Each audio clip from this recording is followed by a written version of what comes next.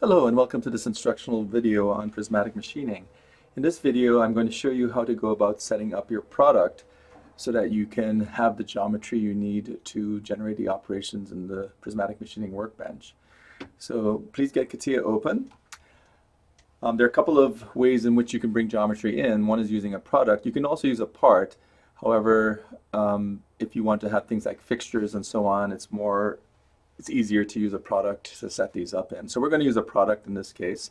And what I'm going to do is I'm going to start by creating a new product. So under File, New, I'm going to pick the product type. And this is going to create a new product. It's always a good idea, of course, to rename your product. So right-click under Properties, and I'm going to just call this Prismatic Machining.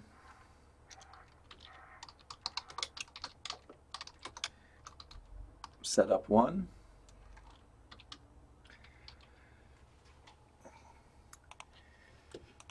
So we want to insert into this product, of course, the geometry that we're going to machine, the final geometry that we're expecting to get from the process. So to do this, we go to our product structure toolbar and we insert an existing component into our assembly. And I'm going to navigate to the course folder, which is under on the desktop. So MFGE 332, the shortcut. Under course materials, under CATIA training files, prismatic example 1. So there are a bunch of files in here already. The final part geometry is prismatic_1.cat part. So I'm going to open this up.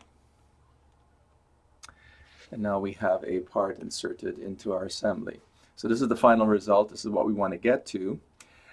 If you remember from your best practices for assembly, it's always good to fix the first part that you bring in. So I'm going to use the constraint toolbar and add an anchor or fix the final part geometry. The next thing that one needs is a stock, and in this case I've already got an initial stock or workpiece created. So I'm going to also use the existing component tool to insert this. So stock_1.cat part in this case is the stock for the first setup. So I'm going to open this up. And you can see that it happens to be positioned probably not quite correctly, because you can see that the amount of material on the sides is not the same. One of the things I like to do with stock is I like to make it transparent so that I can see through the stock to the final geometry. So the way you do this is by going to the Properties and then just going to Graphic and then sliding the Graphic tab here and then sliding the transparency slider somewhere in the middle and applying it. And now you can see the stock, the design, through the stock. Now, of course, one of the things you should do is you should properly constrain the stock with respect to the part. So to do this, what I would do in this case is I would establish some offset constraints between the side of the stock and the part.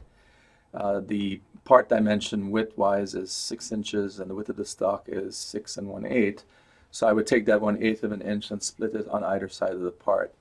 So I'm going to go ahead and create what's called an offset constraint. You're probably familiar with this. And I'm going to go ahead and offset the side of the stock from the side of the part. I'm holding down the alternate key so I can get the spyglass window, which allows me to select through a surface. So I have now these two surfaces that I want to offset in the same direction, and I want to offset them by half this distance because, again, it's 1/8 of an inch that I want to split on both sides. And then hit OK.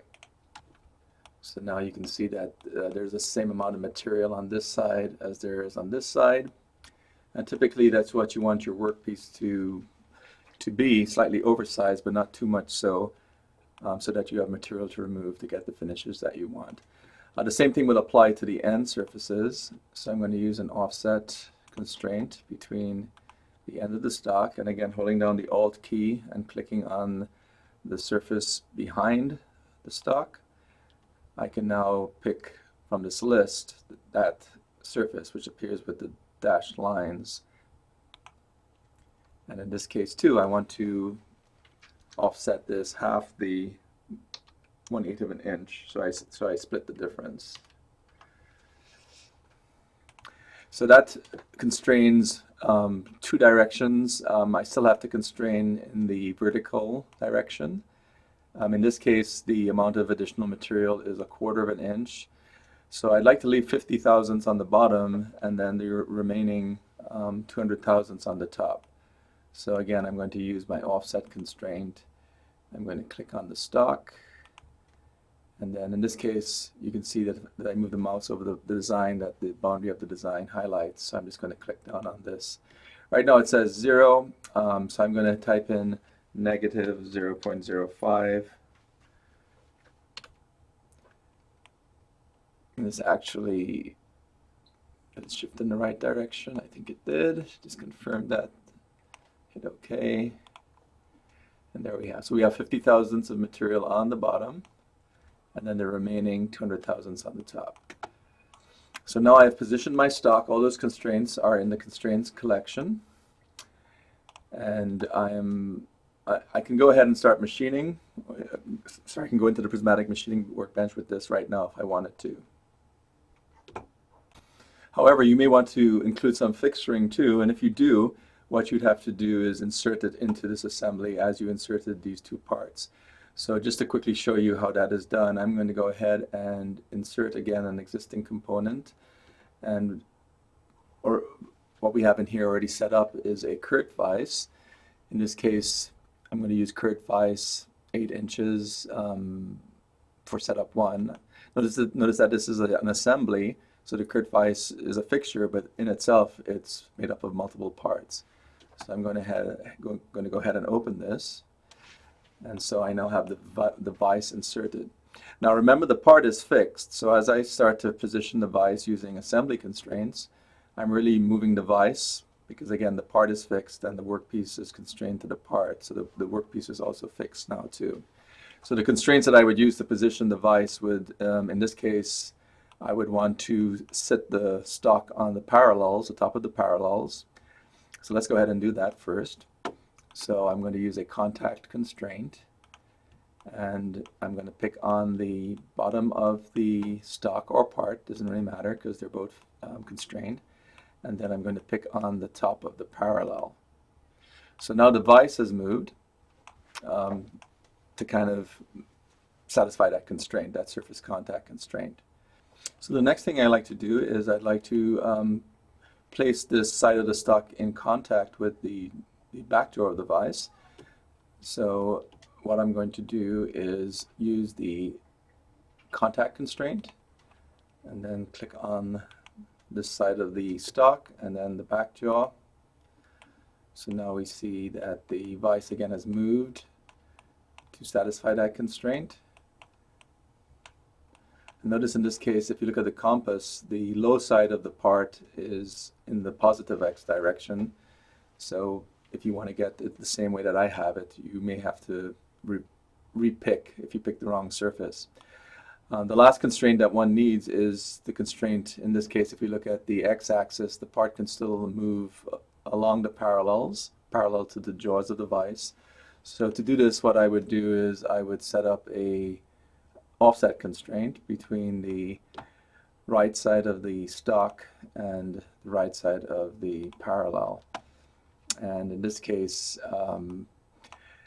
it's a positive offset. I'd like to stick this part out to the right of the vise a bit, so I would need to switch the sign to make it a negative offset, and I would need to split the difference. In this case, the difference is probably going to be, I think, 2 inches, but let's see it.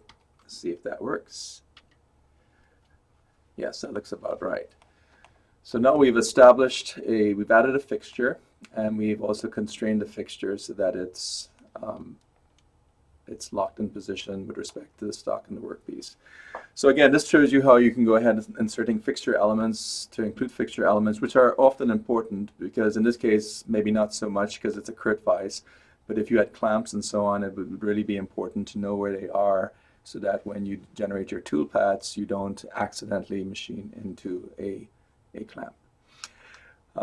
So that, in summary, that shows you how to go about setting up your part, which is your design, setting up your stock, adding a fixture within the context of a product. So these are now part of a product. And just to show you, if you now want to jump into the prismatic machining workbench, so let's go to Start, underneath Machining, Prismatic Machining. CATIA takes what you've just done, the assembly you just created, and it inserts it into your PPR tree under the product branch. So this entire component here is basically that product that you just built.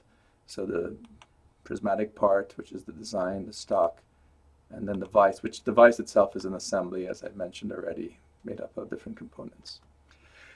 So in summary, this shows you how to get your geometry set up, so that the next step, of course, is creating the machining operations of that geometry.